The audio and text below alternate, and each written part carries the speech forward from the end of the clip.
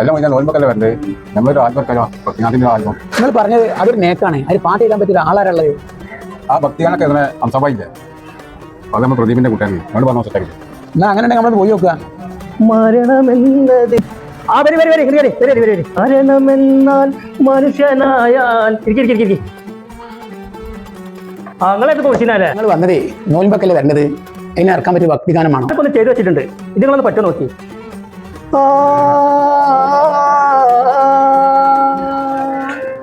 മരണമെന്നത് ചാരത്ത് വരുന്നത് മനുഷ്യ നമ്മള് മറക്കരുതേ.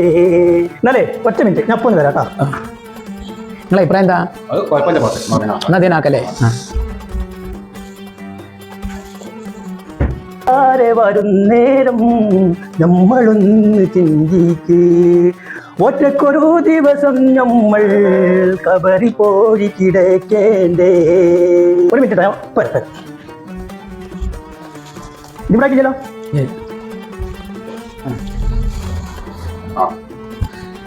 ലഹരി നുകർന്നു മത്തായി നടന്നാൽ മനുഷ്യനിന്റെ ജീവിതം പോക്ക, മനുഷ്യനിന്റെ ജീവിതം പോക്ക.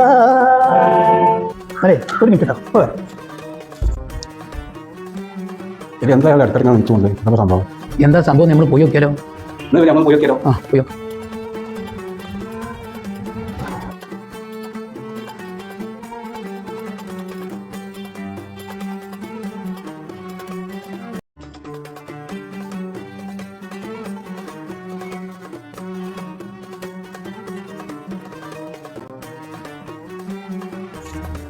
അല്ല, ഇയാളാണപ്പോ മരണത്തിനെ പറ്റിയും കള്ളിനെ പറ്റിയും ഇതിനൊക്കെ പാട്ട് പറഞ്ഞാൽ? ഞാനിപ്പോൾ അതിനാലോചിക്കില്ലേ ഓരോ അവസ്ഥകളെ. ബുദ്ധിമുട്ടായല്ലോ. ഇല്ലല്ലോ.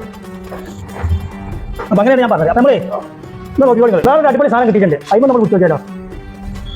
മനുഷ്യ മനുഷ്യ ചിന്തിക്ക് നീ മരണം ഉടനെ ഉണ്ടല്ലോ, മനുഷ്യ മനുഷ്യ ചിന്തിക്ക് നീ മരണം ഉണ്ടല്ലോ. നാളെ കിടക്കുന്ന നേരം അത് കബറാണെന്ന് മറക്കല്ല, നാളെ കിടക്കുന്ന നേരം അത് കബറാണെന്ന് മടക്കല്ല. മനുഷ്യ മനുഷ്യ ആയിക്കാട്ട് കുട്ടിയാൽ എന്താ അപ്പൊ പാടിയാണ് സൂപ്പർ പാട്ട്. അത് കുഴപ്പമില്ല. എന്നാ ഇതിന്റെ വരി ഞാൻ ശരിയാക്കിയിട്ടേ ശരിയാക്കി വെക്കാം. നിങ്ങൾ 4 ദിവസം കഴിച്ചിട്ട് വരി, അപ്പൊ നിങ്ങൾക്ക് കൊണ്ടുപോവാം. എന്നാ ആയിക്കോട്ടെ, ഞങ്ങൾ വരട്ടാ. Okay okay. ഇതാണ് കലാകാരന്മാരുടെ അവസ്ഥ. അവർ കാണിക്കണമൊന്നും മനസ്സിലുള്ള വേറൊന്നുമാണ്. അത് കലാകാരന്മാരില്ല, ഒട്ടുമിക്ക മനുഷ്യന്മാരുടെ അവസ്ഥ ഇതാണ്. പുറത്ത് കാണിക്കൊണ്ടൊന്നും മനസ്സിൽ വേറൊന്നും. അത് ശരിയാണ്.